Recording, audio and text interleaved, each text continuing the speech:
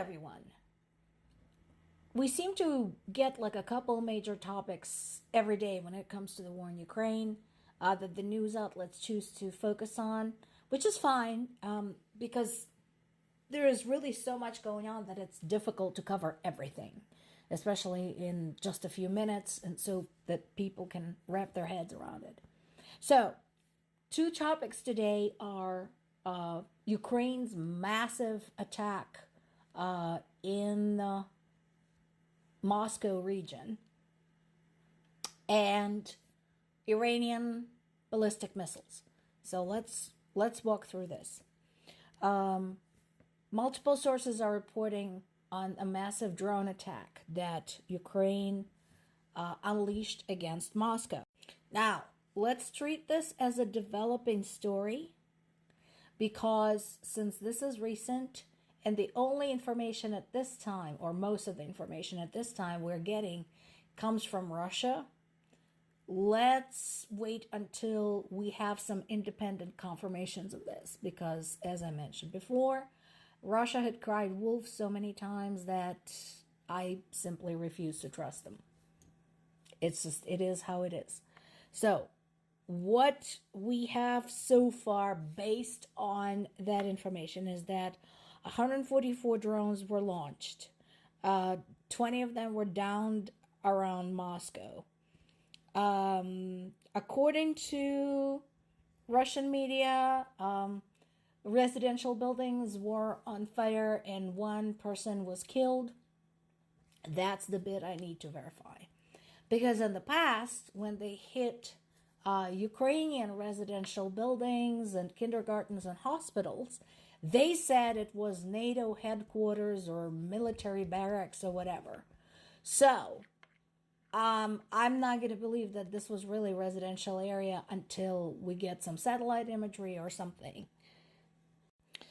Looking at the map of the Ramensky district, there is something interesting in that area, namely an international airport.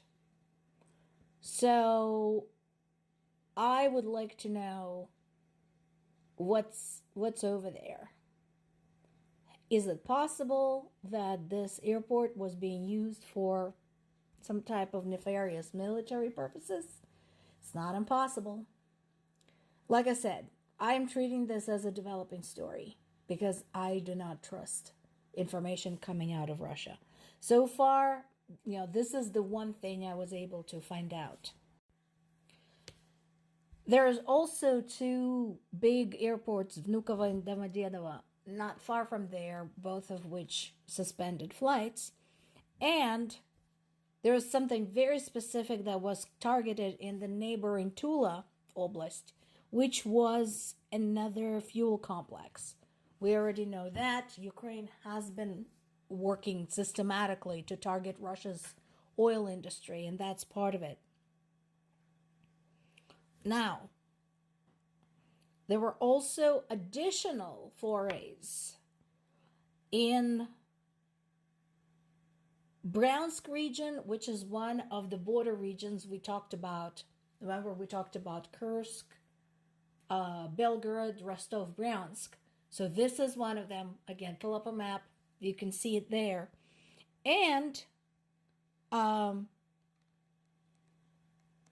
another possible raid in Lipetsk, which is south of Moscow.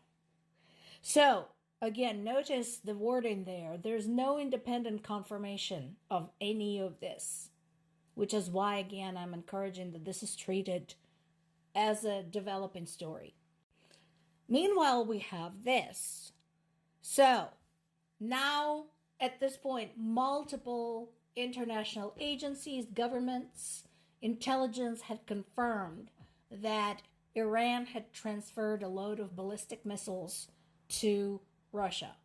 And Ukraine is saying that is a legitimate military target. We already know that Russia is using Iranian Shahed drones extensively. We have evidence of that. We have bits of the drones with their serial numbers from which, it can be derived where they came from, their construction design, etc. We also know that Russia is actively and extensively using North Korean missiles, again, because we have pieces of them and some of them did not actually explode, so they could have been taken apart and analyzed on site. So we know that. So this comes as no surprise. And I agree with Ukrainian officials when they say, you know what? This is legitimate. If we find out where these missiles are kept, where they're transported, we should be able to target those. This should be not even a question, because there is no doubt in anybody's mind that the purpose of these missiles is to target Ukrainian civilians, because what the hell else have they been doing this entire time? Ukraine's foreign ministry had summoned a senior Iranian diplomat, because Ukraine still has diplomatic relationships with Iran. I don't know if that's going to do anything. Iran, in the best tradition of their BFF Russia, is denying everything. But interestingly, Russia is keeping mum. They're just saying nothing.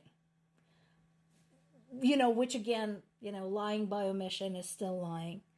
So we'll see how this develops. And remember, all of this comes on the heels of some truly devastating attacks against Ukrainian civilians and Ukrainian infrastructure.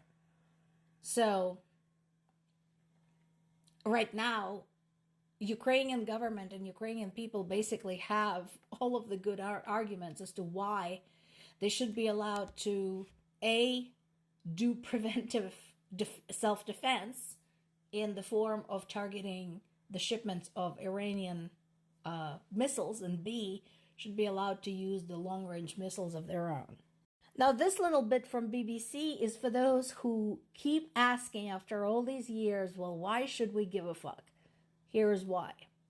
How many times does Russia have to target security systems, financial systems, airport traffic control, etc., jeopardizing other people's finances, compromising economies, risking lives, before it sinks in with people that, yes, this is why they should care, because this goes well beyond Ukraine.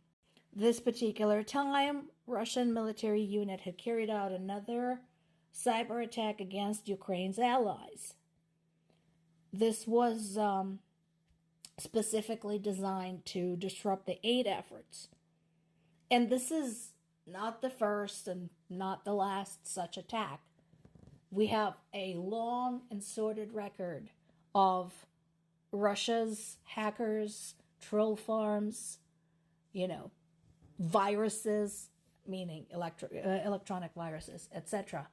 So that is nothing new. And again, they don't understand diplomacy. They don't understand sanctions. They will keep doing this as long as they have electricity and an internet connection.